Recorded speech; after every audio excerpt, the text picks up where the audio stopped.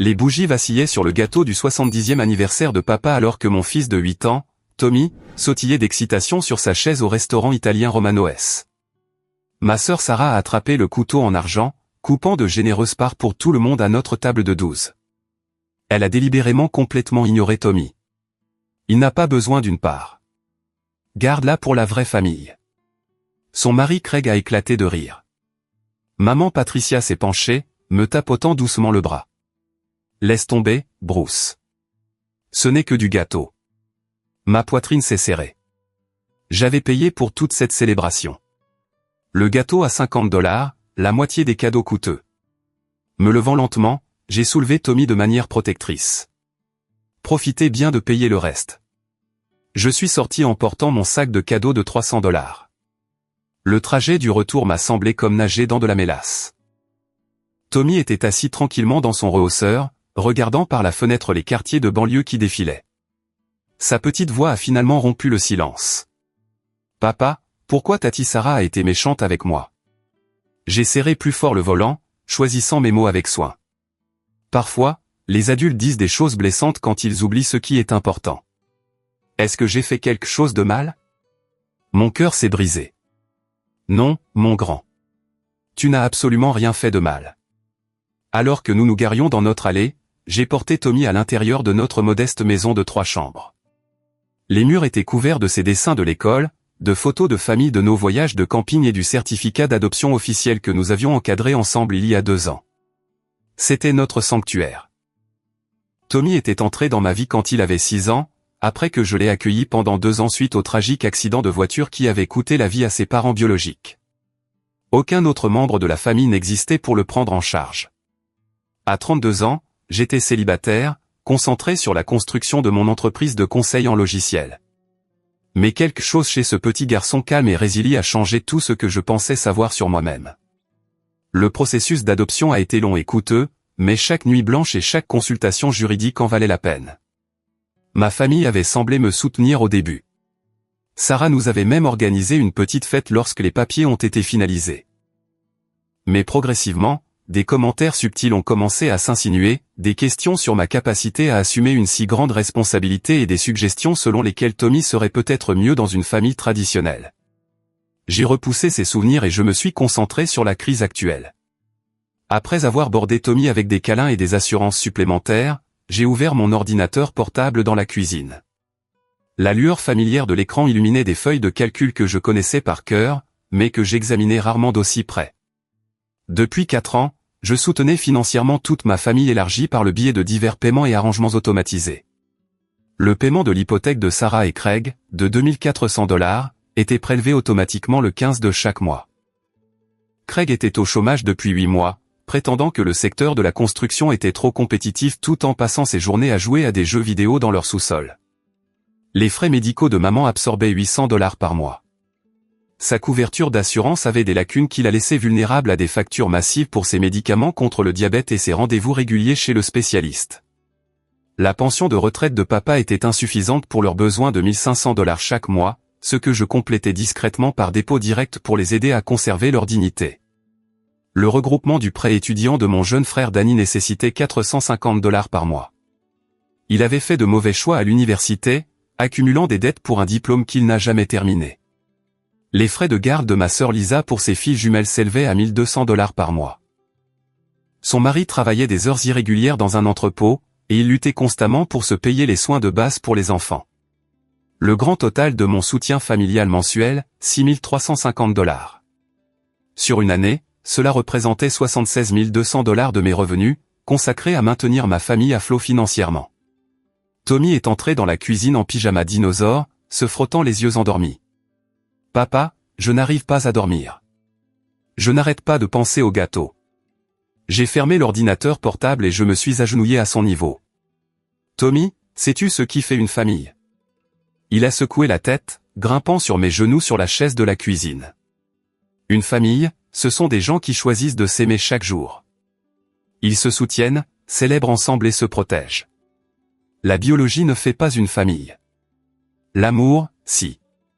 Alors, on est une vraie famille. On est la famille la plus réelle que je connaisse. » Il a souri pour la première fois depuis l'incident du restaurant. Est-ce qu'ils vont arrêter de m'aimer maintenant? La question m'a anéanti. Chérie, quiconque cesse de t'aimer à cause de la couleur de ta peau ou de tes origines ne t'a jamais vraiment aimé en premier lieu, et c'est leur perte, pas la tienne. Après avoir remis Tommy au lit, je suis retourné à mon ordinateur portable avec un nouveau sentiment de clarté. Mes doigts se déplaçaient sur le clavier avec une précision chirurgicale. Je me suis connecté à mon portail bancaire et j'ai commencé à annuler systématiquement chaque paiement automatique, chaque prêt cosigné, chaque ligne de vie financière que j'avais étendue à ma famille au fil des ans. Le paiement automatique de l'hypothèque de Sarah, annulé. La couverture secondaire de l'assurance médicale de maman, supprimée. Le supplément de retraite de papa, terminé. La cosignature du prêt étudiant de Danny, avis de révocation soumis. Le paiement automatique de la garderie de Lisa, arrêté. Chaque clic me donnait l'impression de couper une corde qui avait lentement étranglé ma propre indépendance financière et mon respect de moi-même. J'ai mis à jour les informations de contact d'urgence, changé les bénéficiaires d'assurance et retiré les membres de la famille des comptes auxquels ils s'étaient habitués à accéder.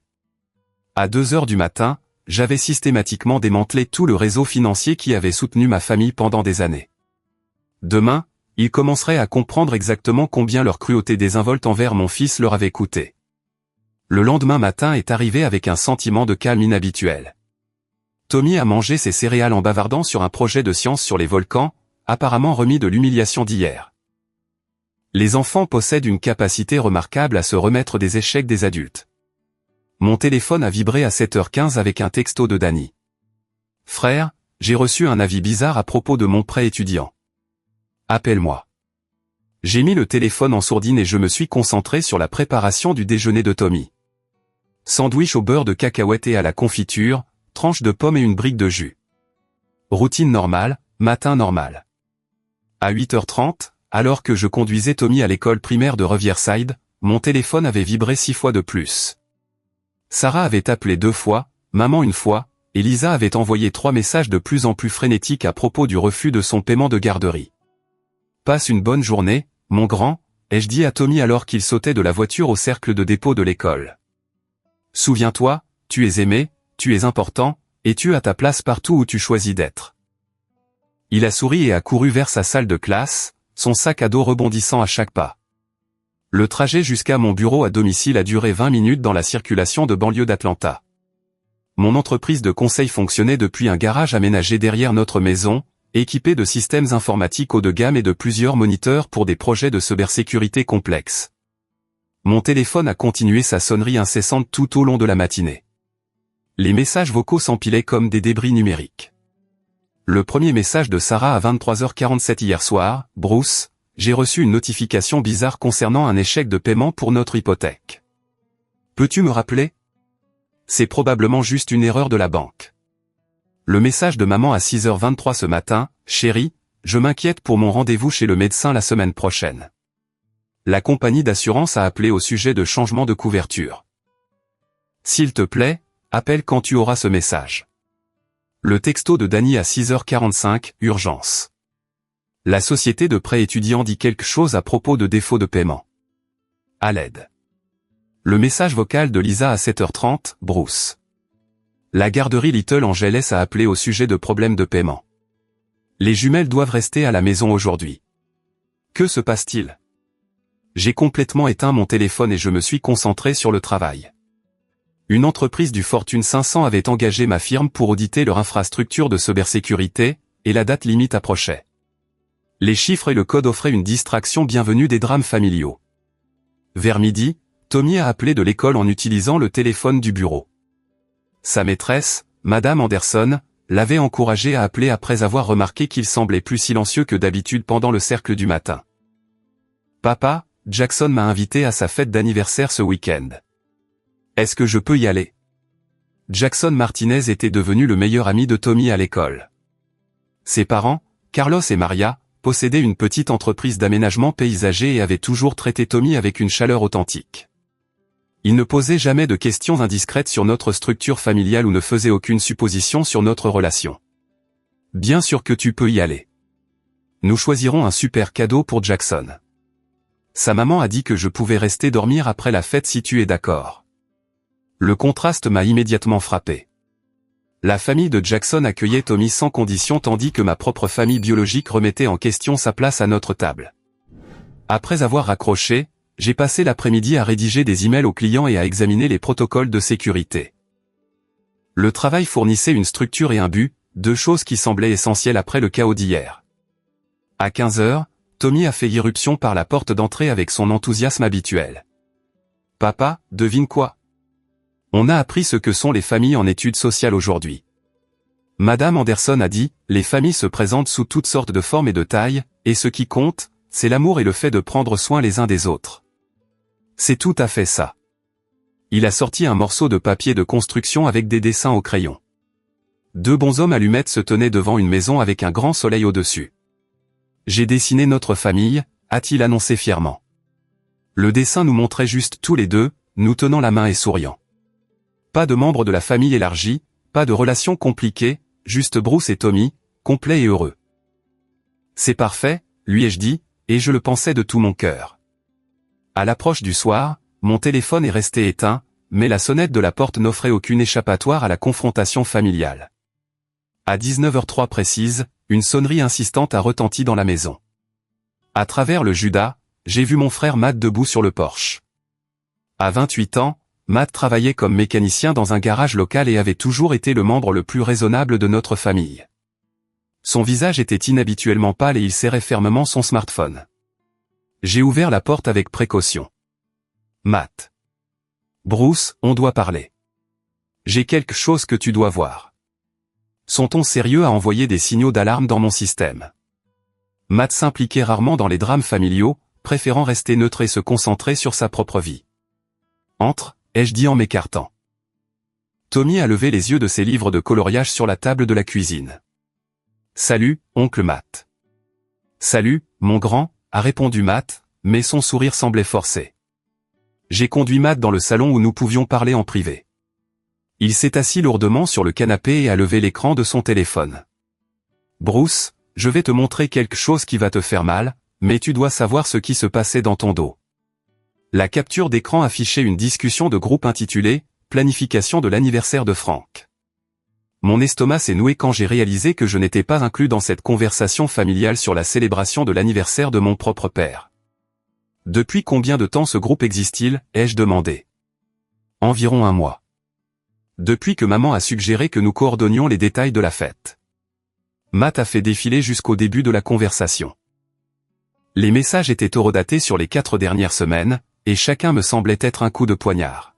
« Sarah, je n'arrive pas à croire que Bruce pense que ce gamin a sa place dans les événements familiaux. Craig, Tommy n'est même pas de la même race. C'est si évident qu'il n'est pas vraiment des nôtres. Lisa, pourquoi Bruce peut-il jouer au papa avec un étranger alors que nous luttons financièrement? Danny, cet argent de l'adoption aurait pu nous aider tous au lieu d'aller à un gamin au hasard. Maman, les garçons, nous devrions être reconnaissants que Bruce nous aide financièrement. Sarah, maman, il l'a seulement adopté pour bien paraître au travail. Des points de diversité pour son entreprise. Craig, je parie qu'il réclame aussi de gros avantages fiscaux. Un bon coup commercial. Papa, le gamin a l'air assez gentil, mais la famille c'est la famille et le sans compte. Sarah, assurons-nous que Tommy connaisse sa place à la fête. La nausée m'a submergé alors que je lisais message après message de cruauté désinvolte envers mon fils. Ces gens avaient souri à Tommy, lui avaient apporté des cadeaux de Noël et avaient fait semblant de se soucier de son bien-être tout en le discutant en privé comme un fardeau indésirable. Papa, c'est quoi les points de diversité? Je me suis retourné pour trouver Tommy debout dans l'embrasure de la porte, ayant surpris notre conversation. Sa question innocente a brisé quelque chose en moi. Le visage de Matt s'est crispé de regret. Je suis désolé, Bruce.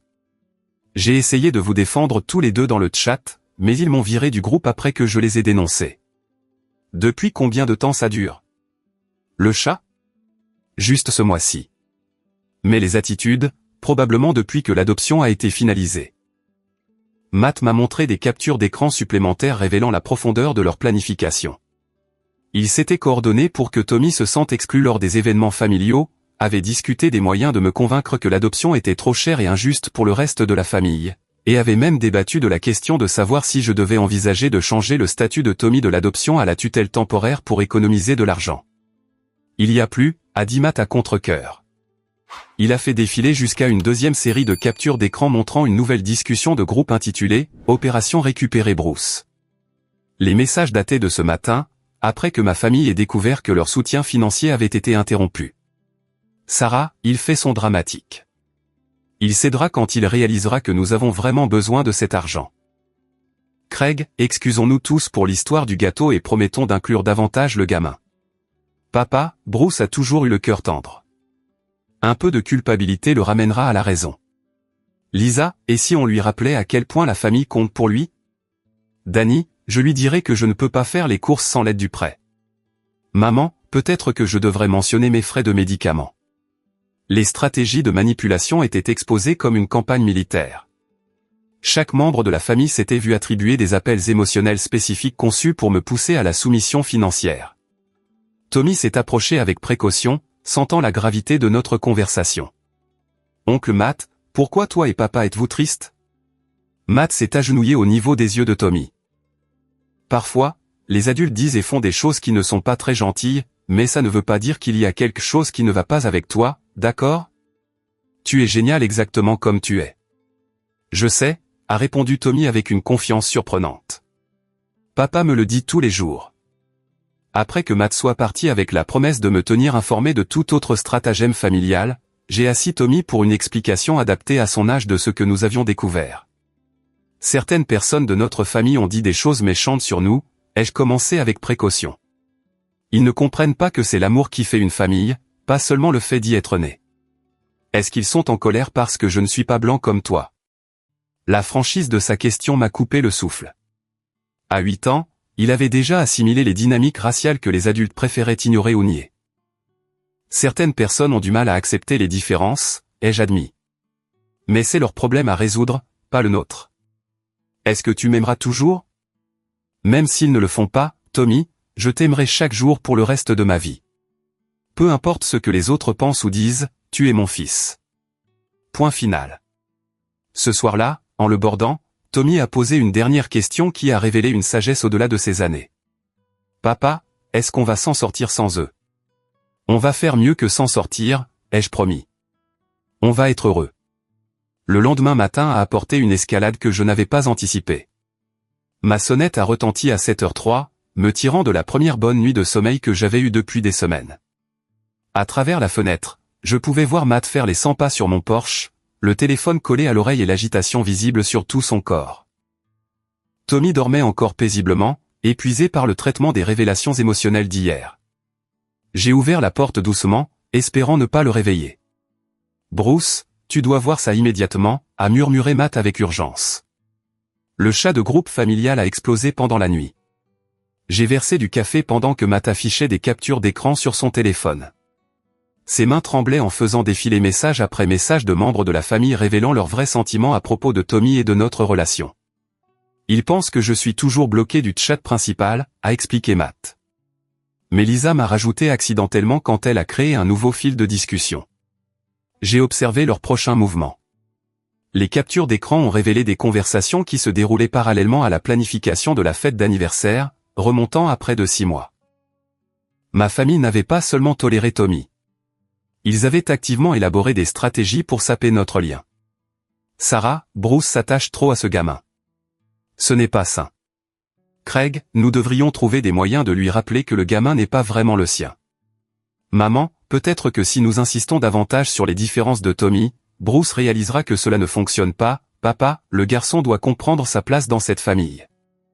Lisa, et si Tommy décide qu'il veut retrouver sa vraie famille quand il sera plus grand?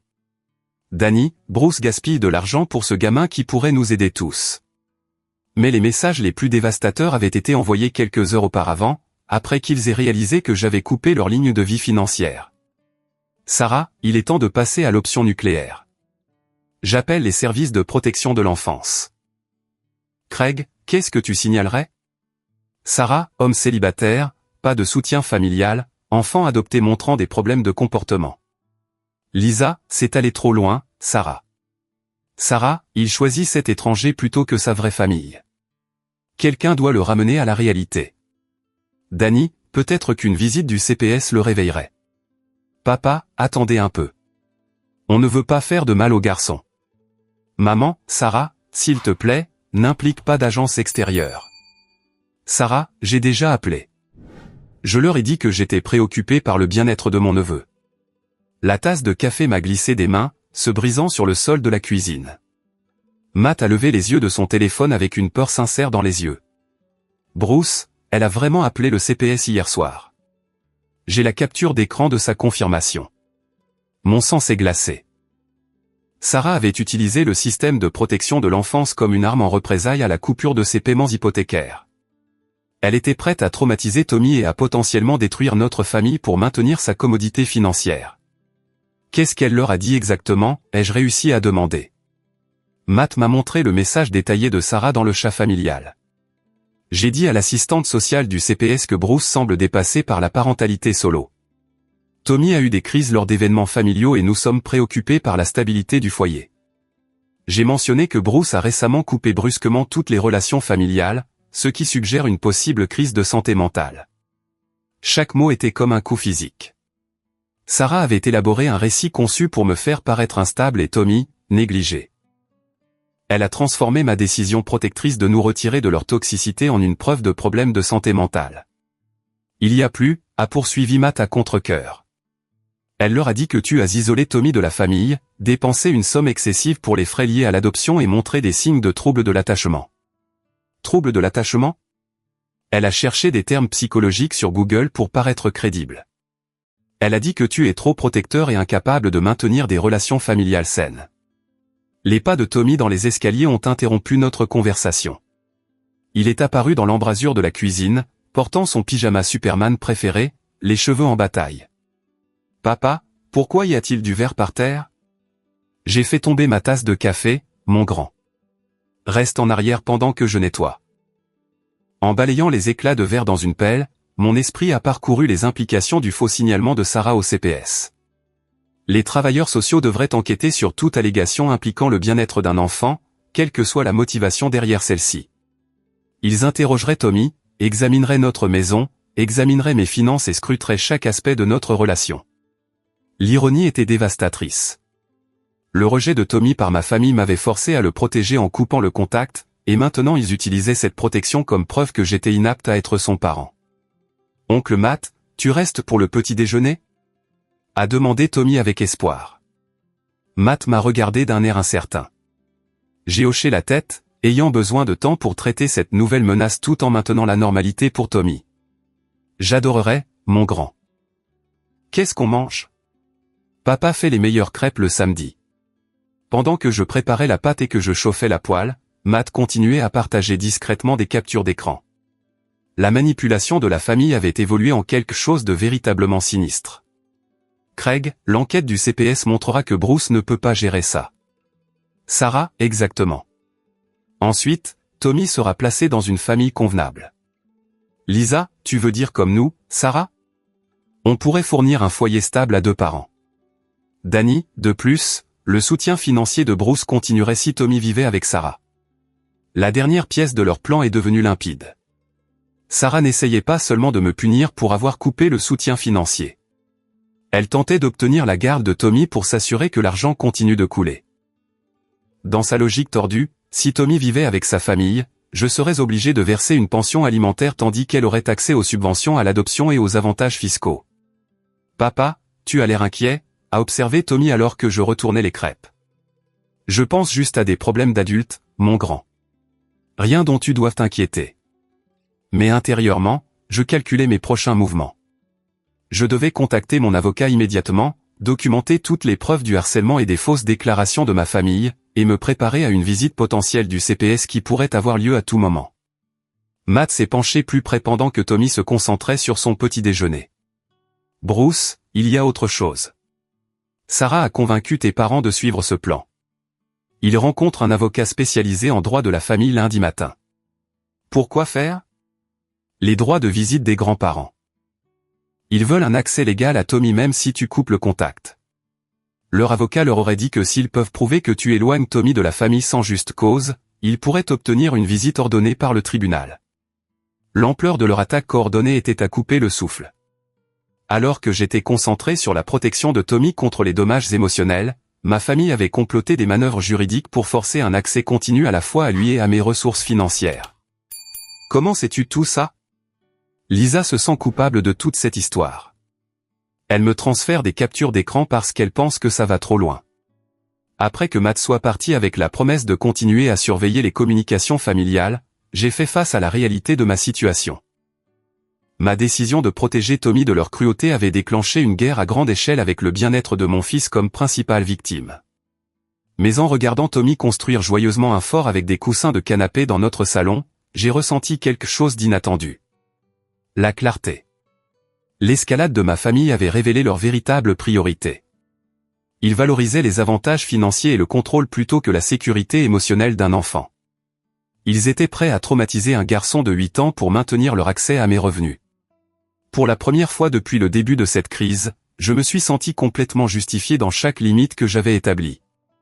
Les batailles juridiques à venir seraient difficiles, mais j'avais la vérité, la documentation et les ressources de mon côté. Plus important encore, j'avais la confiance et l'amour de Tommy. Quoi qu'il arrive ensuite, nous y ferions face ensemble, en tant que la vraie famille que nous avions construite par le choix, l'engagement et l'amour inconditionnel. Les 5 jours suivants se sont déroulés comme un film catastrophe soigneusement chorégraphié. La crise financière de chaque membre de la famille a déclenché un effet domino qui a révélé la véritable profondeur de leur dépendance à mon soutien. Le lundi matin a apporté la première vague de panique. La société hypothécaire de Sarah, First National Bank, avait une période de grâce stricte de 15 jours avant d'imposer des frais de retard. Son échec de paiement automatique le premier du mois avait été immédiatement remarqué par leurs systèmes automatisés. Mon téléphone a vibré avec son premier appel à 8h15. Je l'ai laissé aller à la messagerie vocale. Bruce, c'est ridicule. La banque menace de frais de retard pour un problème informatique avec notre hypothèque. Je sais que tu es en colère à propos de la fête, mais cela pourrait nous faire perdre notre maison, à Craig et à moi. Rappelle-moi immédiatement. Le droit qu'elle s'arrogeait dans sa voix était stupéfiant. Elle croyait sincèrement que sa cruauté envers Tommy ne devrait avoir aucune conséquence financière sur son style de vie. Le mardi a accentué la pression. L'assurance médicale de maman avait signalé la lacune de couverture lorsque je me suis retiré en tant que titulaire de la couverture secondaire. Son rendez-vous chez l'endocrinologue pour la gestion du diabète avait été reporté indéfiniment jusqu'à ce que la vérification de l'assurance puisse être effectuée. Maman s'est présentée à ma porte sans prévenir à 10h30, portant une assiette de biscuits aux pépites de chocolat qui contenait des noix. Elle avait en quelque sorte oublié que Tommy était gravement allergique aux noix, malgré le fait que je l'ai mentionné à de nombreuses reprises au cours des 2 dernières années. « Chérie, on doit parler », dit-elle en s'invitant à l'intérieur. Cette situation d'assurance devient sérieuse.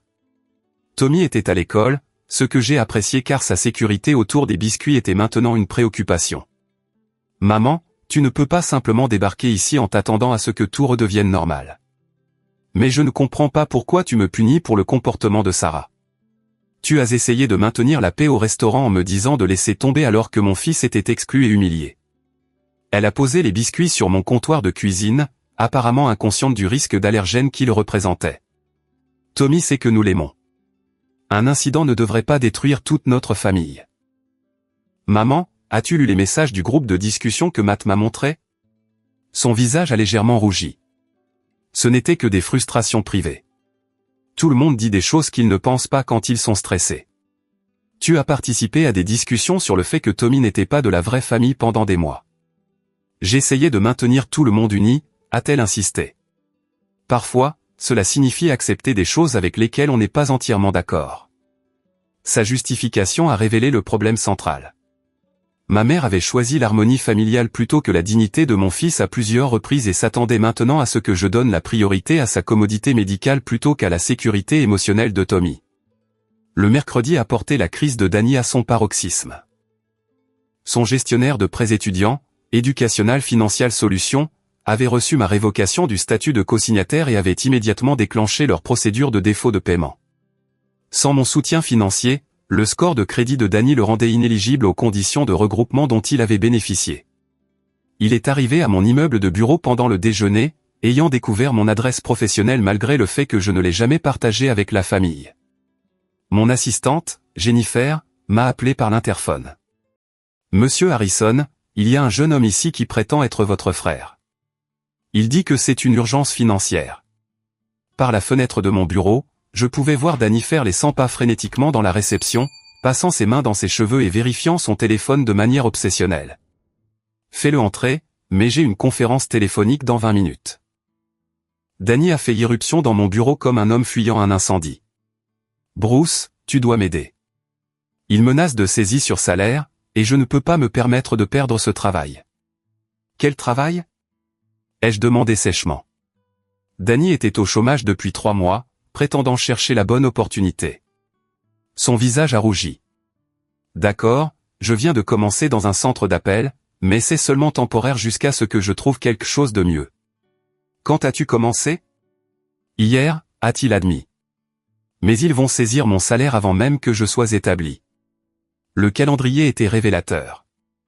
Danny n'avait cherché un emploi qu'après avoir perdu mon soutien financier et s'attendait maintenant à ce que je le rétablisse avant de faire face à de réelles conséquences pour ses années d'irresponsabilité. Danny, je ne co-signerai plus de prêt. Tu as 26 ans. Il est temps de gérer tes propres finances. Mais ça va ruiner mon crédit pour toujours. Ton crédit était déjà ruiné. C'est pourquoi tu avais besoin d'un co-signataire en premier lieu.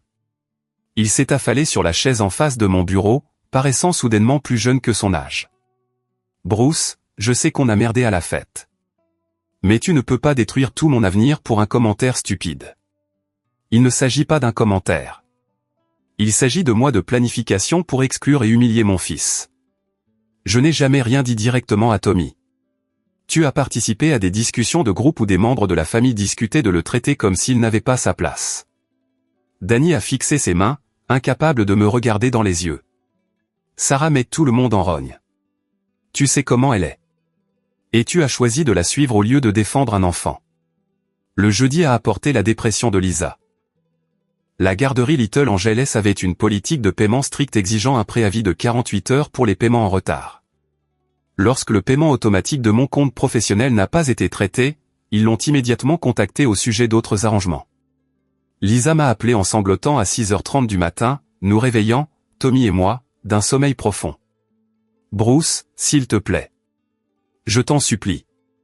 Les jumelles ne peuvent pas manquer plus de jours de garderie. Je perdrai mon travail au cabinet médical si je continue à m'absenter. Sa détresse authentique semblait différente des exigences autoritaires de Sarah ou de la panique de Danny. Lisa avait toujours été le membre de la famille le plus raisonnable, et ses difficultés financières étaient légitimes plutôt qu'auto-imposées. Lisa, qu'as-tu dit exactement à propos de Tommy dans ces discussions de groupe ? J'avais peur, a-t-elle murmuré. Sarah a dit que si je ne soutenais pas sa position, tu pourrais couper mes paiements de garderie par dépit. Je protégeais mes filles en participant à des discussions sur l'exclusion de mon fils. Je pensais que si je suivais le chat, tu ne le verrais jamais de toute façon. Je ne savais pas que Matt prenait des captures d'écran de tout. Sa logique a révélé le réseau complexe d'intimidation financière que ma famille avait créé. Chaque membre se sentait obligé de maintenir les bonnes grâces de Sarah parce qu'il croyait qu'elle avait une influence sur mes décisions financières. Lisa, je dois te demander quelque chose directement. Crois-tu que Tommy a sa place dans notre famille ? Une longue pause a rempli la ligne téléphonique. Oui, a-t-elle finalement dit. J'ai toujours pensé qu'il avait de la chance de t'avoir comme père, mais j'avais peur de le dire dans le groupe de discussion. Pourquoi ?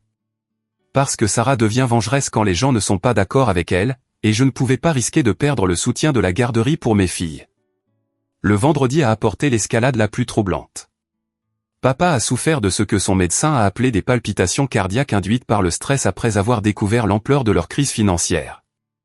Maman m'a appelé de la salle d'urgence de l'hôpital Piémont, sa voix tremblant de peur sincère. Bruce, ton père s'est effondré au travail. Le cardiologue dit que c'est lié au stress, mais ils font des tests pour exclure une crise cardiaque. Malgré tout ce qui s'était passé, entendre parler du problème de santé de papa a déclenché mes instincts protecteurs. Il avait 70 ans, et je ne voulais pas que les drames familiaux nuisent gravement à sa santé.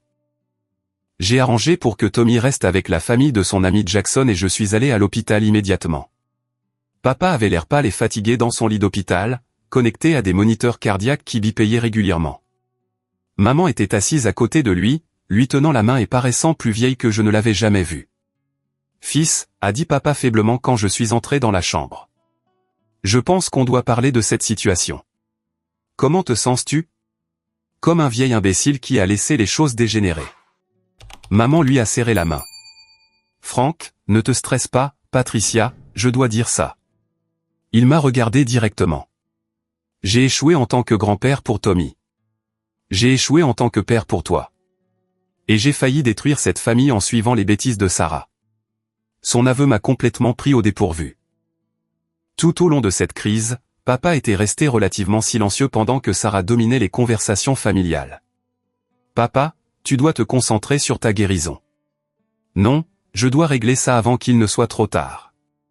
Ce petit garçon ne méritait pas ce qui s'est passé à ma fête d'anniversaire, et tu ne méritais pas que ta générosité te soit jetée à la figure. » Maman a commencé à pleurer doucement. On voulait juste que tout le monde s'entende. Mais parfois, maintenir la paix signifie laisser des choses mauvaises se produire. Patricia, nous avons permis le mauvais comportement de Sarah pendant des années parce que c'était plus facile que de la confronter, a dit fermement papa. Maintenant, Bruce protège son fils comme nous aurions dû le protéger. La conversation a été interrompue par le docteur Chen, le cardiologue de papa, qui voulait discuter des résultats des tests en privé avec les membres de la famille. La fonction cardiaque de Monsieur Harrison est normale, a-t-elle expliqué dans le couloir. Cependant, sa pression artérielle est dangereusement élevée en raison du stress. S'il ne réduit pas les sources de stress dans sa vie, il court un risque important d'AVC ou de crise cardiaque. Maman m'a saisi le bras. Bruce, s'il te plaît, ne laisse pas les problèmes familiaux tuer ton père. Ces paroles m'ont frappé comme un coup physique. J'avais été si concentré sur la protection de Tommy que je n'avais pas envisagé les implications pour la santé de mes parents âgés. Mais en rentrant chez moi ce soir-là, j'ai réalisé que la situation était plus complexe que de la manipulation par la culpabilité. Le stress de papa n'était pas causé par mes limites. Il était causé par l'escalade des représailles de Sarah et la panique financière de la famille. La vraie question était de savoir si ma famille choisirait le bien-être de Tommy et des relations honnêtes plutôt que le drame et la commodité financière de Sarah. Le problème de santé de papa avait créé une opportunité de changement authentique, mais seulement si tout le monde était prêt à abandonner les stratégies de manipulation et les faux récits de victimes qu'ils avaient utilisés. Ce soir-là, alors que Tommy et moi discutions de sa journée amusante avec la famille de Jackson, j'ai ressenti un nouveau sentiment de clarté quant à nos priorités. La sécurité émotionnelle de mon fils et notre lien familial authentique valaient plus que la préservation de relations fondées sur l'obligation financière et l'acceptation conditionnelle. Les semaines à venir révéleraient si certains membres de la famille étaient capables de choisir l'amour plutôt que le levier de pouvoir. Le samedi matin a apporté un changement de perspective inattendu qui allait tout changer.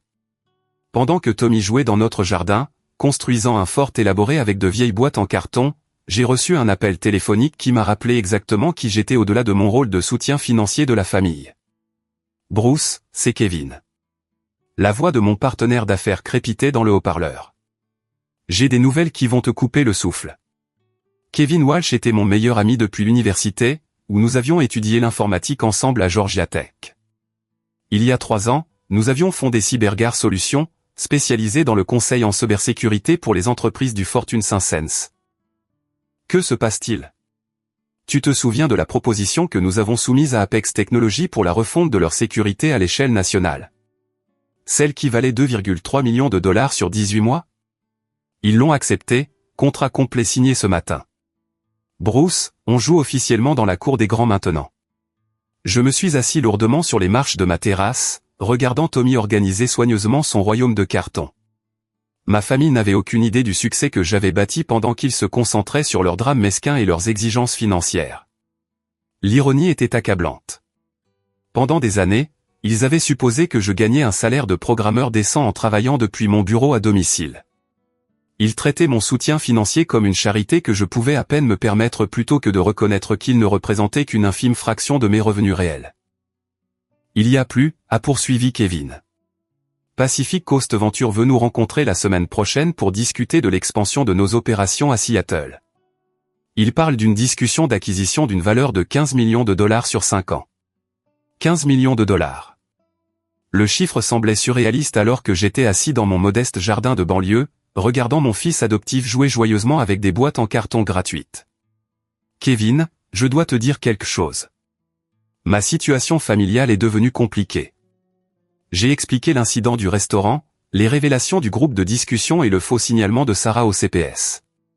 Kevin a écouté sans interruption, émettant parfois des sons de dégoût face à des détails particulièrement cruels. Bruce, j'ai rencontré ta famille lors d'événements d'entreprise. Je me suis toujours demandé pourquoi tu semblais minimiser ton succès en leur présence. Que veux-tu dire? Tu te souviens du dîner d'appréciation des clients de l'année dernière? Ta sœur n'arrêtait pas de demander ce que tu faisais vraiment comme travail parce qu'elle ne pouvait pas croire que la cybersécurité était si rentable. Et ton beau-frère a suggéré que tu exagérais probablement tes contrats clients. J'avais oublié ces conversations, mais le souvenir de Kevin m'a rappelé plusieurs moments inconfortables où des membres de ma famille avaient remis en question mes réalisations professionnelles devant des clients et des collègues. Ils n'ont jamais demandé de détails sur mon travail, ai-je réalisé à voix haute, parce qu'ils ne voulaient pas reconnaître que tu pouvais avoir plus de succès qu'ils ne le supposaient, a dit sans détour Kevin. C'était plus facile de te voir comme le filet de sécurité financier de la famille que de te reconnaître comme un succès indépendant. Après avoir raccroché avec Kevin, j'ai passé l'après-midi à examiner nos finances commerciales avec une nouvelle perspective. CyberGuard Solutions avait généré 2,3 millions de dollars de revenus l'année dernière, avec mes revenus personnels atteignant 400 000 dollars. Nous employions 12 consultants à temps plein et maintenions des contrats avec 17 grandes entreprises. L'argent que j'envoyais à ma famille chaque mois représentait moins de 2% de mes revenus annuels. Leur dépendance financière n'avait jamais été due à mon incapacité à les soutenir. Elle était due à leur refus de développer leur indépendance. Tommy est apparu à côté de moi sur le porche, couvert de terre et souriant largement. « Papa, viens voir mon château. Il a un pont-levis et tout. » Alors que j'admirais sa créativité architecturale, mon téléphone a vibré avec un texto d'un numéro inconnu. « Monsieur Harrison, c'est Cheryl des services de protection de l'enfance. Nous avons reçu un signalement concernant votre fils, Tommy. J'aimerais programmer une visite à domicile cette semaine pour discuter des préoccupations de la famille. » L'enquête du CPS avançait, comme Sarah l'avait prévu. Mais maintenant, je ressentais quelque chose de différent de la panique que j'avais éprouvée lorsque Matt m'avait montré les captures d'écran pour la première fois.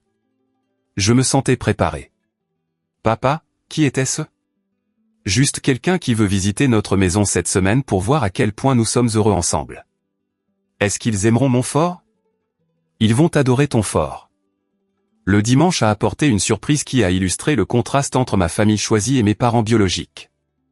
Les parents de Jackson, Carlos et Maria Martinez, nous ont invités, Tommy et moi, à leur barbecue familial où j'ai vécu quelque chose que j'avais oublié existait, l'acceptation inconditionnelle. « Bruce, Tommy parle constamment de toi, » a dit Maria alors que nous regardions les enfants jouer au football dans leur jardin. Jackson adore l'avoir comme ami. « C'est un enfant spécial, » ai-je répondu. « Tu es un père merveilleux, » a ajouté Carlos. Tommy est confiant, gentil et sûr de lui. Ça n'arrive pas par hasard.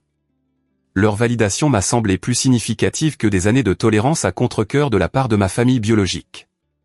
La famille Martinez avait immédiatement adopté Tommy, ne remettant jamais en question sa place dans nos vies ou ne traitant notre relation comme temporaire ou conditionnelle. Nous serions ravis d'accueillir Tommy ici chaque fois que tu auras besoin de soutien, a offert Maria. Carlos et moi croyons que les enfants devraient se sentir les bienvenus partout où ils vont.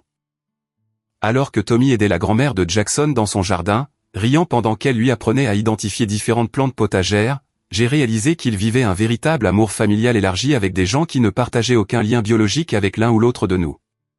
Le lundi matin a apporté la visite à domicile du CPS que je redoutais depuis le faux signalement de Sarah.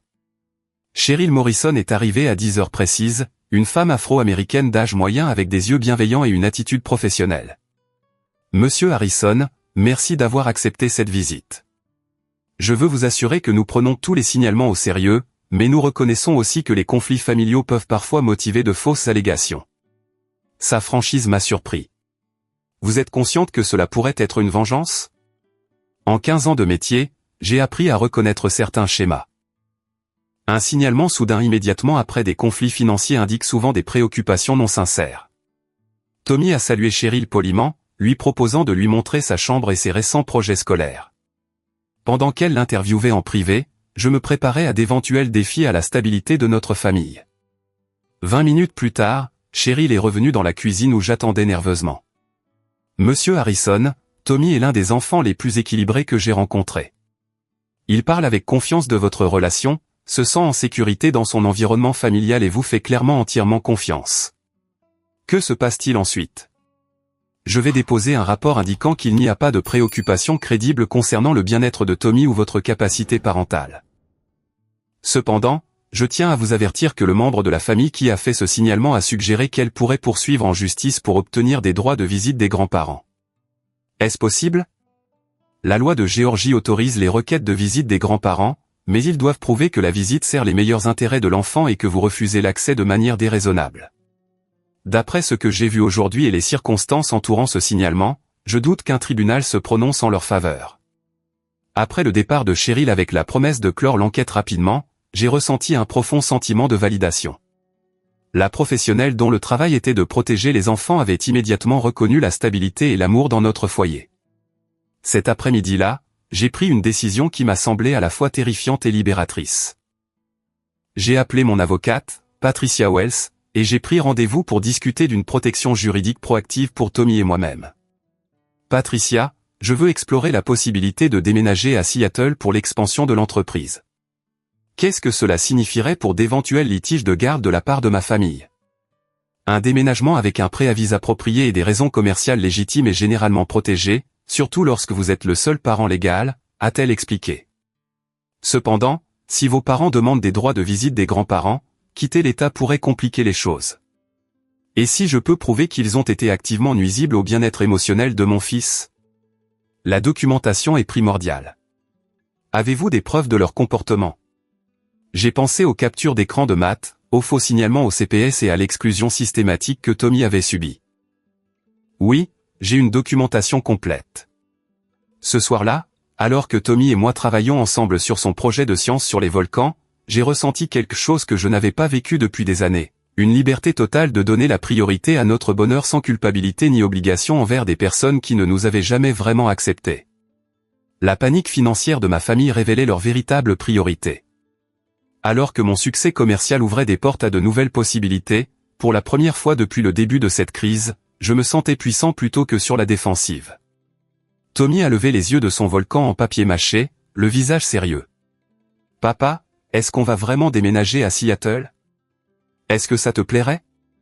Est-ce que la famille de Jackson nous rendra visite là-bas? Je suis sûr qu'ils adoreraient nous rendre visite. » Alors, oui. Les aventures ont l'air amusantes. Son enthousiasme a confirmé ce que je savais déjà. Le bonheur de Tommy ne dépendait pas du maintien de relations avec des personnes qui remettaient en question sa valeur.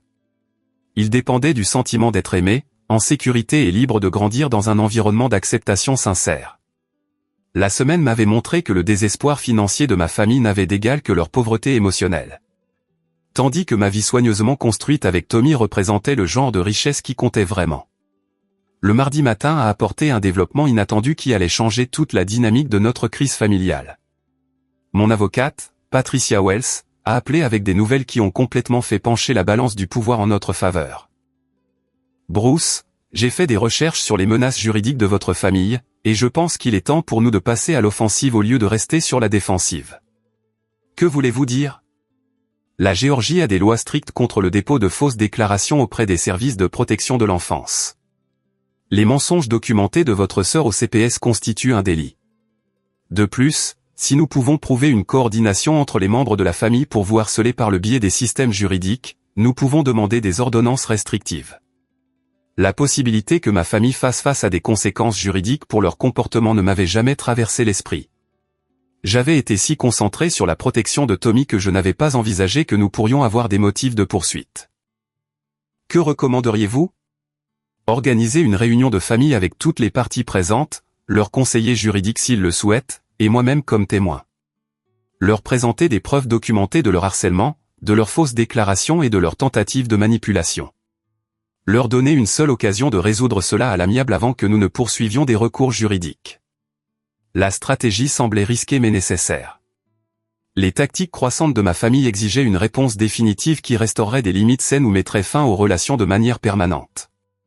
Patricia, je veux inclure un élément supplémentaire. Je suis prêt à offrir un règlement financier à tout membre de la famille disposé à signer un accord de non-contact concernant Tommy. Expliquez ce que vous pensez.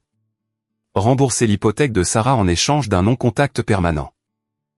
Couvrir les frais médicaux de maman pendant 6 mois si elle accepte uniquement des visites supervisées. Résoudre les prêts étudiants de Danny s'il termine une cure de désintoxication et maintient un emploi stable. Vous offrez une somme d'argent importante pour qu'il vous laisse tranquille. Je leur offre la sécurité financière en échange de la sécurité émotionnelle de Tommy. S'ils choisissent l'argent plutôt que la relation, au moins le choix sera explicite. Le mercredi après-midi, j'ai envoyé des invitations formelles par l'intermédiaire du cabinet de mon avocate pour une réunion de famille prévue dans la salle de conférence du cabinet de Patricia. Le message était bref et professionnel, réunion de famille pour résoudre les différends en suspens et établir les futures limites. Conseiller juridique, bienvenue. Les réponses ont révélé le niveau de désespoir actuel de chaque membre de la famille. Papa a appelé dans l'heure. Fils, nous serons là. Ta mère et moi voulons régler cette situation. Lisa a envoyé un texto, Bruce, j'espère qu'on pourra arranger les choses. Tommy me manque. Danny a envoyé un long email s'excusant pour ses erreurs et promettant de faire mieux. La réponse de Sarah est venue par l'intermédiaire de son propre avocat, mes clients seront présents mais se réservent tous les droits légaux concernant les droits de visite des grands-parents et le schéma de manipulation financière de Monsieur Harrison. Sa menace a confirmé qu'elle prévoyait toujours une action en justice plutôt qu'une réconciliation sincère. Le jeudi soir, j'ai eu la conversation la plus importante avec Tommy depuis la finalisation de l'adoption. Mon grand, demain, nous allons rencontrer notre famille pour parler de la manière dont nous voulons qu'il fasse partie de nos vies à l'avenir. Est-ce que Tati Sarah va s'excuser d'avoir été méchante pour le gâteau? Je ne sais pas. Mais quoi qu'il arrive, je veux que tu te souviennes que tu as le choix des personnes avec qui tu passes du temps en grandissant. Même la famille? Surtout la famille.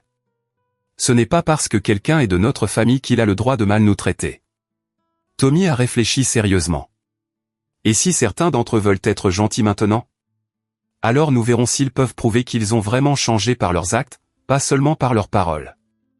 Le vendredi après-midi à 14 h, nous nous sommes réunis dans la salle de conférence de Patricia Wells chez Morrison, Wells et Associés, en ville.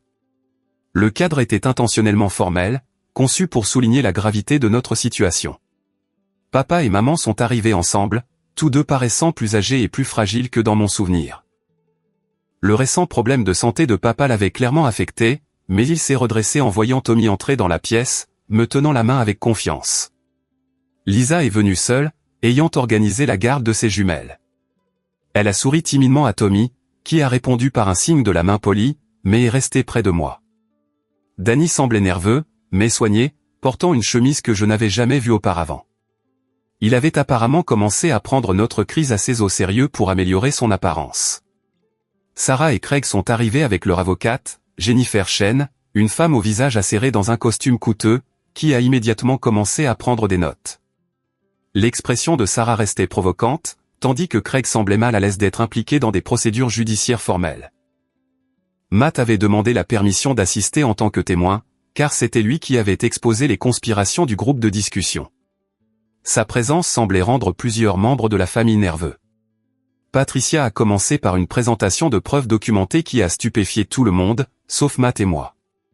Elle a préparé une chronologie complète du harcèlement, incluant des captures d'écran des messages du groupe de discussion, des enregistrements de faux signalements au CPS, des preuves de tentatives de manipulation coordonnée et la documentation des menaces concernant une action en justice.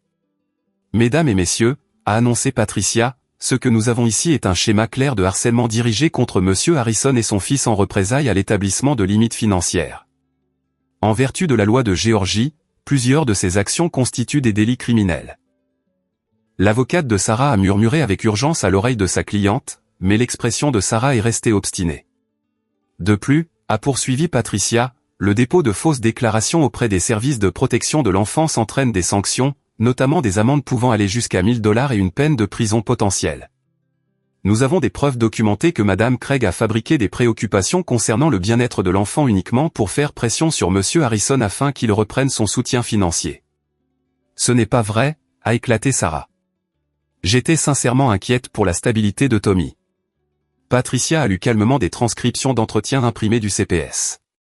Madame Craig a admis à l'assistante sociale chargée de l'enquête que sa principale préoccupation était le changement soudain dans les relations familiales de M. Harrison et qu'elle croyait que le stress financier pouvait affecter son rôle de parent. La pièce est tombée dans le silence alors que les implications s'installaient. Sarah avait essentiellement avoué que son signalement au CPS était motivé par des préoccupations financières plutôt que par le bien-être de l'enfant. « Que voulez-vous de nous ?» a demandé doucement papa. Je me suis levé, tenant la main de Tommy. Je veux la reconnaissance que Tommy est mon fils et qu'il mérite le même respect que n'importe quel autre membre de la famille. Je veux des excuses pour la douleur que vous lui avez causée. Et je veux des garanties que ce harcèlement cessera immédiatement. Et si nous faisons ces choses ? A demandé maman avec espoir. Alors nous reconstruisons les relations lentement, avec des limites claires et des contacts supervisés jusqu'à ce que la confiance soit rétablie. Sarah a ri amèrement. Donc nous devons mériter le droit de voir notre propre famille.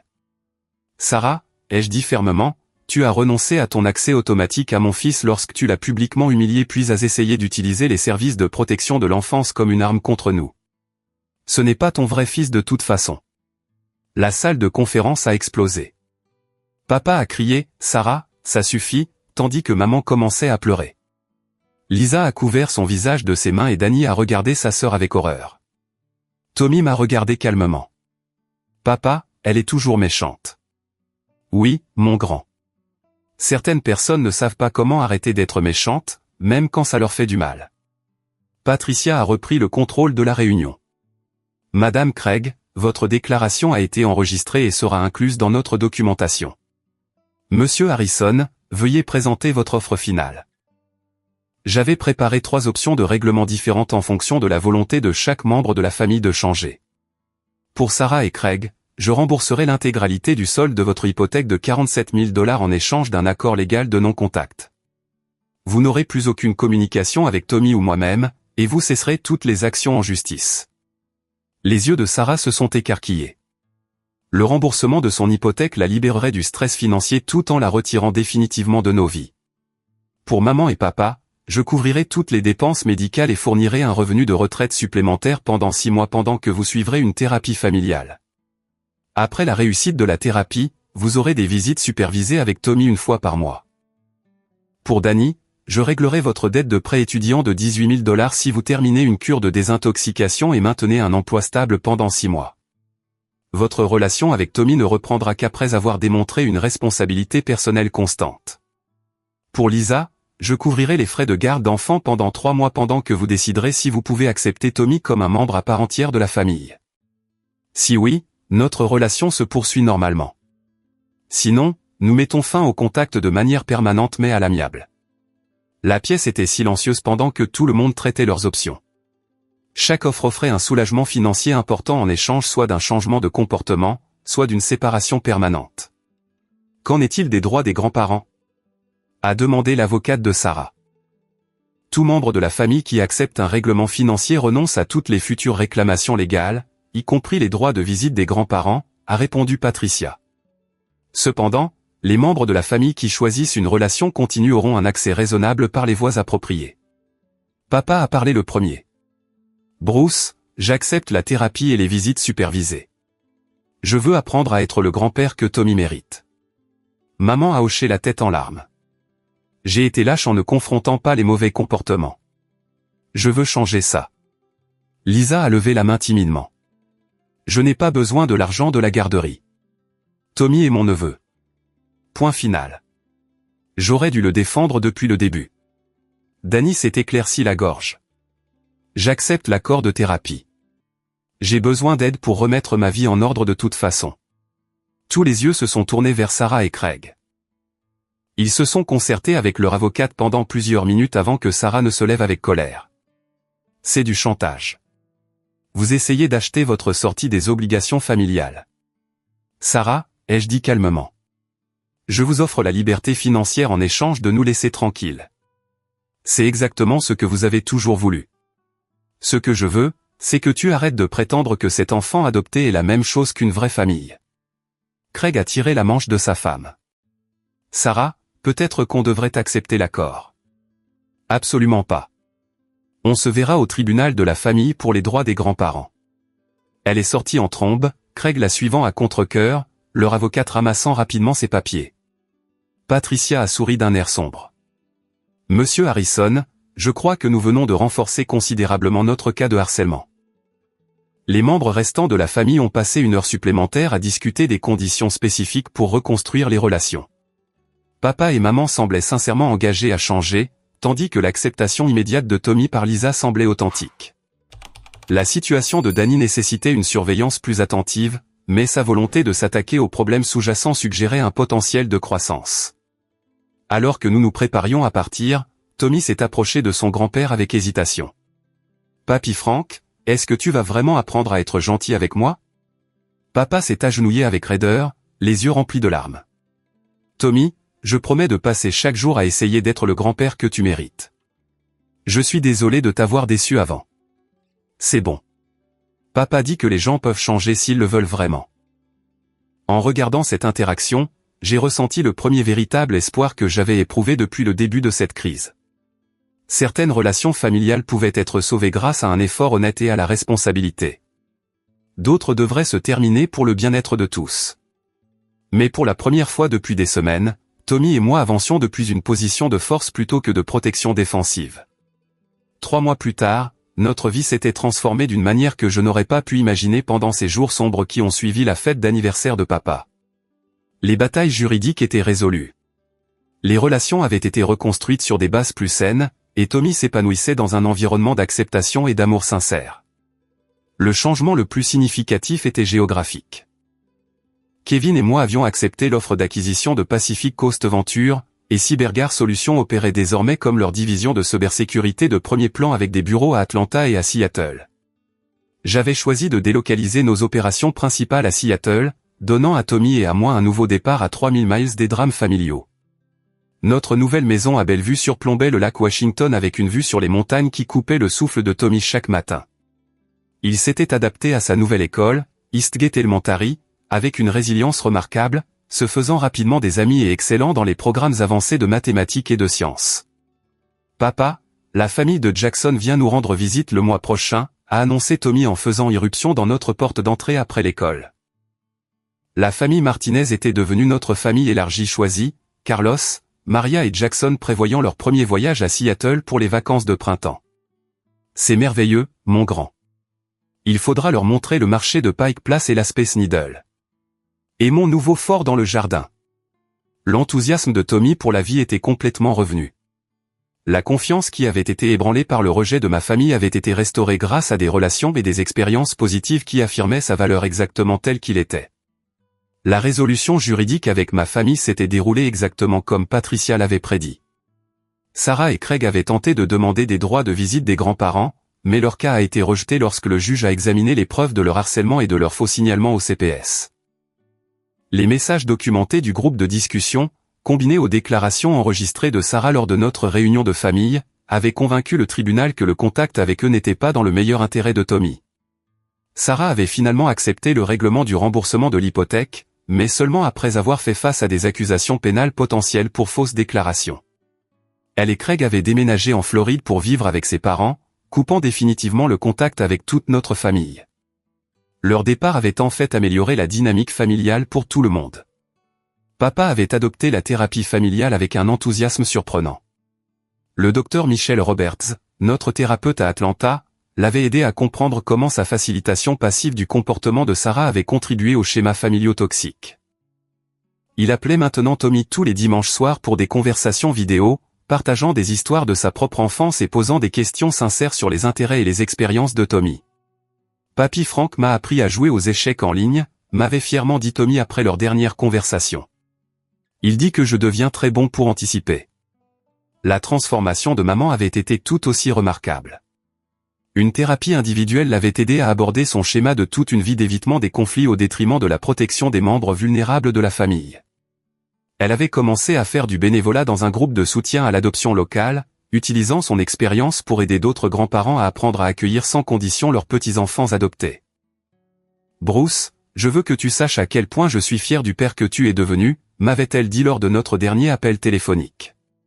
Tommy a de la chance d'avoir quelqu'un qui s'est battu pour lui comme tu l'as fait. Danny avait dépassé toutes les attentes. il avait terminé une cure de désintoxication, maintenu un emploi stable dans une société de développement de logiciels et avait même commencé à sortir avec quelqu'un qu'il avait rencontré en thérapie de groupe. Sa relation avec Tommy avait évolué en quelque chose de sincèrement chaleureux, l'oncle Danny envoyant des colis remplis de cadeaux sur le thème de Seattle et de cartes postales amusantes. « Tommy, ton oncle Danny veut venir cet été si ça te va », avais-je mentionné la semaine précédente. « Est-ce qu'il peut m'apprendre à coder comme toi et lui ? Je suis sûr qu'il adorerait. » Lisa était devenue notre plus grande alliée familiale. Elle avait immédiatement accepté notre déménagement à Seattle et avait commencé à planifier des vacances d'été pour nous rendre visite avec ses jumelles. Ses remords sincères concernant la situation du groupe de discussion avaient conduit à des conversations honnêtes sur la loyauté familiale versus le courage moral qui avait renforcé considérablement notre relation. Mais les changements les plus significatifs se produisaient dans la vie quotidienne de Tommy. Son nouveau groupe d'amis à Eastgate Elementary comprenait des enfants de diverses structures familiales, parents célibataires, couples de même sexe, familles recomposées et autres familles adoptives. Pour la première fois, Tommy se sentait complètement normal dans sa configuration familiale. Sa maîtresse, Madame Patterson, m'avait appelé le mois précédent avec des commentaires qui m'avaient rempli le cœur de fierté. M. Harrison, Tommy fait preuve d'une intelligence émotionnelle remarquable pour son âge. Il est naturellement inclusif avec les nouveaux élèves et semble avoir un talent particulier pour aider les enfants qui se sentent différents ou exclus. Les qualités que ma famille biologique avait considérées comme des défauts, la différence et le statut d'adopté de Tommy, étaient en fait devenus des sources de force et d'empathie qui enrichissaient ses relations sociales. Mon succès commercial avait continué à s'étendre au-delà de mes attentes. Le marché de la cybersécurité de Seattle était en plein essor et notre clientèle s'était élargie pour inclure de grandes entreprises technologiques, des systèmes de santé et des institutions financières. L'acquisition avait fourni une sécurité financière qui faisait paraître la dépendance antérieure de ma famille presque triviale rétrospectivement, mais plus important encore, le succès professionnel m'avait donné la confiance nécessaire pour donner la priorité au bien-être de Tommy plutôt qu'aux attentes familiales, sans culpabilité ni remise en question. J'avais appris que protéger mon fils des dommages émotionnels n'était pas égoïste. C'était un rôle parental essentiel. Kevin était devenu comme un oncle pour Tommy, nous rejoignant régulièrement pour des randonnées le week-end dans les montagnes Cascades. Ses propres enfants, âgés de 7 et 9 ans, avaient adopté Tommy comme un cousin instantané, créant un réseau familial professionnel qui semblait plus authentique que de nombreuses relations biologiques que j'avais connues. « Oncle Kevin, regarde ce que j'ai trouvé », a crié Tommy depuis le sentier, brandissant un morceau de granit intéressant avec des cristaux de quartz incrustés. « C'est une belle prise, mon grand. On l'ajoutera à ta collection de roches quand on rentrera. » Regardez Tommy explorer la nature avec enthousiasme et confiance, entouré d'adultes qui célébraient sa curiosité plutôt que de remettre en question sa place dans leur vie, me rappelait quotidiennement que nous avions fait le bon choix en donnant la priorité aux relations authentiques plutôt qu'aux relations obligatoires. Le moment le plus guérisseur était survenu il y a 2 semaines, lorsque Tommy et moi avons visité le Seattle Center pour un événement de sensibilisation à l'adoption d'enfants. Tommy s'était porté volontaire pour parler de son expérience, voulant aider d'autres enfants à comprendre que l'adoption crée de vraies familles fondées sur l'amour plutôt que sur la biologie. Debout au podium devant 100 personnes, mon fils de 8 ans avait parlé avec une sagesse qui a étonné le public. Certaines personnes pensent que les enfants adoptés ne sont pas aussi bien que les enfants normaux, mais ce n'est pas vrai. Mon papa m'a choisi spécialement et je le choisis en retour tous les jours. Ça fait de nous encore plus une famille que les gens qui sont juste nés les uns des autres. L'ovation debout m'avait mis les larmes aux yeux. Mais le sourire confiant de Tommy m'avait rempli d'une profonde gratitude pour le voyage qui nous avait amenés à ce moment de force et de clarté. Ce soir-là, alors que nous étions assis sur notre terrasse surplombant le lac Washington, regardant le coucher de soleil peindre les montagnes dans des tons d'or et de pourpre, Tommy m'a posé une question qui a révélé à quel point il avait grandi. « Papa, penses-tu que Tati Sarah apprendra un jour à être plus gentille ? » « Je ne sais pas, mon grand. Certaines personnes choisissent de s'accrocher à la colère au lieu d'apprendre à mieux aimer. J'espère qu'elle apprendra un jour, mais je suis content que nous n'ayons pas à l'attendre pour être heureux. » Sa perspective mature sur le pardon sans pour autant tolérer les mauvais comportements m'a montré que notre expérience difficile lui avait appris de précieuses leçons sur les limites, l'estime de soi et la différence entre l'amour inconditionnel et la tolérance inconditionnelle. En le bordant ce soir-là, Tommy a offert sa propre leçon de vie qui a parfaitement résumé ce que nous avions appris ensemble. « Papa, je pense que la famille, c'est comme un jardin. Il faut planter de bonnes graines, les arroser avec amour et arracher les mauvaises herbes qui essaient de faire du mal aux fleurs. Sa métaphore était profonde. Nous avions arraché les relations toxiques qui menaçaient notre croissance, nourri les liens qui nous aidaient à nous épanouir et nous étions plantés dans un nouveau sol où nous pouvions pleinement nous épanouir. En repensant à ce déjeuner d'anniversaire dévastateur il y a 6 mois, j'ai réalisé que la cruauté de Sarah avait en fait été un cadeau déguisé. Son rejet public de Tommy m'avait forcé à choisir entre la sécurité émotionnelle de mon fils et la tradition familiale. Choisir Tommy nous avait conduit à cette vie de relations authentiques, d'épanouissement professionnel et de bonheur sincère.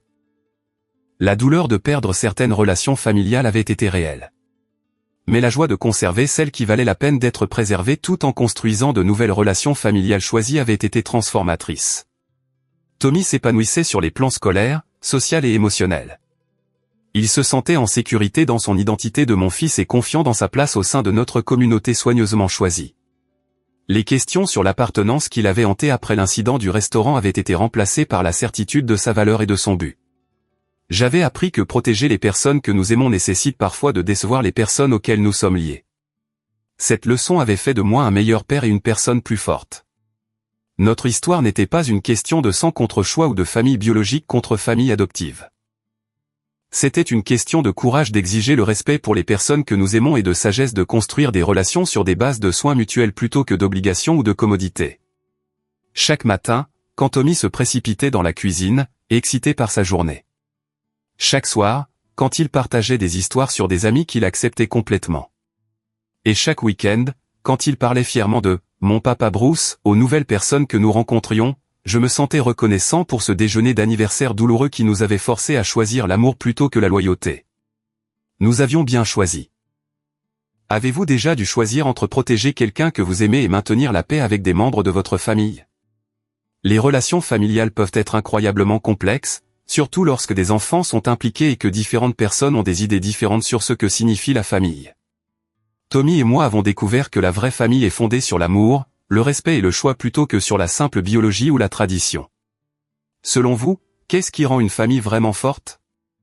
Avez-vous déjà dû établir des limites difficiles avec des parents pour vous protéger ou protéger quelqu'un qui vous est cher? Partagez vos réflexions dans les commentaires ci-dessous. Et rappelez-vous que parfois, la chose la plus aimante que nous puissions faire est de refuser d'accepter un traitement qui blesse les personnes que nous sommes chargés de protéger. Si cette histoire a touché votre cœur ou vous a rappelé vos propres expériences avec les défis familiaux, veuillez lui donner un pouce levé et la partager avec d'autres qui pourraient avoir besoin d'entendre le message de Tommy sur la famille choisie et l'amour inconditionnel. N'oubliez pas de vous abonner pour plus d'histoires sur le courage, la résilience et le pouvoir de défendre ce qui est juste. Merci de vous être joint à Tommy et à moi dans ce voyage de la peine à la guérison. Rappelez-vous que vous méritez des relations qui célèbrent qui vous êtes plutôt que de remettre en question votre appartenance. Continuez à choisir l'amour. Continuez à protéger les vulnérables. Et continuez à construire la famille que votre cœur sait que vous méritez. What a weird way to say that she hates us. I think you need a friend, 'cause you're lonely. What? Hey, I wish I stayed. I went to go look at my my proficiency. Doc, you like boys? I like him.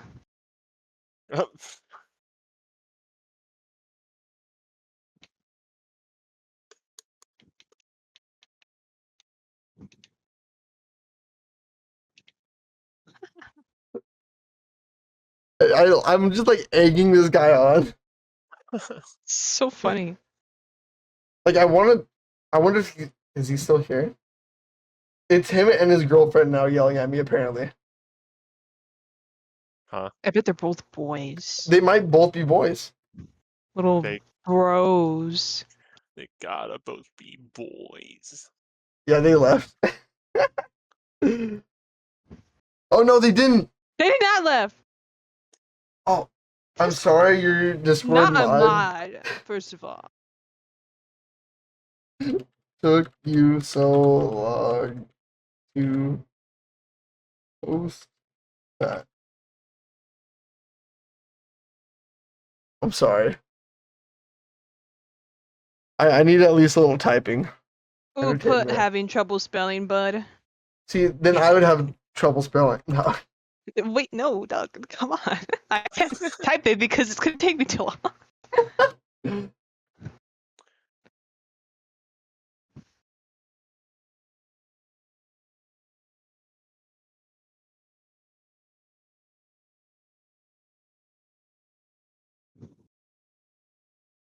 You should friend him. That'd be even more funny. Okay, I think he's actually gone now. Or is he? I know he's gonna. Oh, okay, we're good.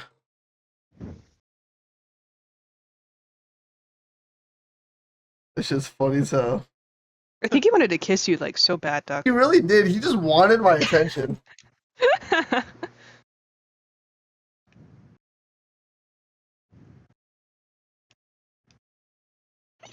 I think I got a warning. A warning? How?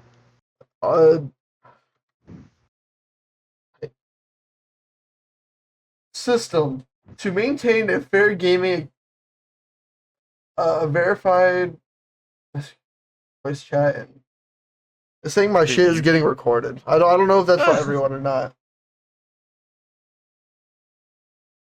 It's all in red text, so I'm You assuming gotta not. watch how you talk, Doug. He didn't even say anything bad. Beep, Beep, beep. beep. Oh, I'm reporting. I'm reporting. I think both of them reported me. That's why. Bruh. You know how kids are.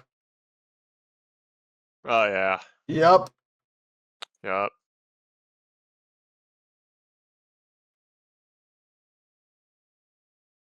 I should I have mean, said. Doug, I don't know how familiar with kids you can be since you're not allowed within a certain range. Because of I school. punched a child in the face What?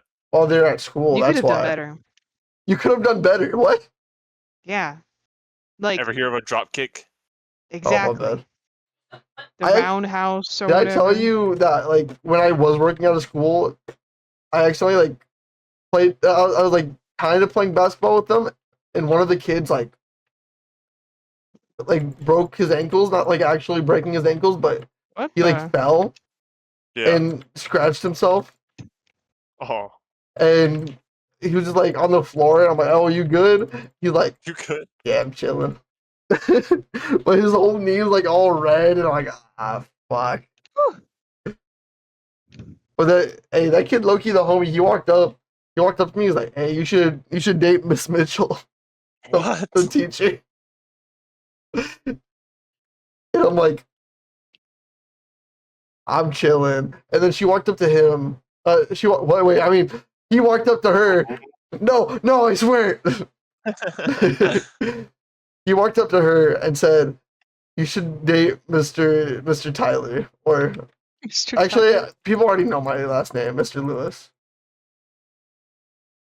Look, that was your chance to make up like a super cool sounding last name. Oh, Mr. Doctor. Mr. Own Duckling. Mr.